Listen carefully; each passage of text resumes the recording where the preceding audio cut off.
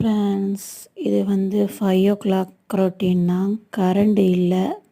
என்ன கரண்ட் இல்லாட்டிலும் நம்ம வேலையை செஞ்சாகணும். இல்லாட்டியும் பிள்ளைங்களுக்கு அனுப்பி விட்றதுக்கு லேட் ஆயிரும். என்னதான் அனுப்பி விட்றதுக்கு நம்ம சீக்கிரம் பார்த்து பார்த்து செஞ்சாலும் ஒரு 5 நிமிஷம் இல்லை 2 நிமிஷம் லேட்டாக போனால் கூட பிள்ளைங்களை வழியில் நிற்க வச்சிடுறாங்க. ஸ்கூலில் கூட நான் இப்படி பார்க்கல. எல்லா இடத்துலையும் பார்ஷியாலிட்டின்னு ஒன்று இருக்குது. எல்லா இடத்துலையும் பார்ஷியாலிட்டி, பழி வாங்குகிற படலம் இருந்துக்கிட்டு தான் இருக்குது. விஷம் போடும் மனிதர்கள் இருந்துக்கிட்டே தான் இருக்காங்க. ரொம்ப எனக்கு அவதியாக இருந்துச்சு.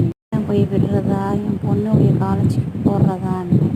ஸ்கூலில் கூட ஈவினிங் தான் வர சொல்லுவாங்க, பேரண்ட்ஸ் மீட்டிங்ட்டு.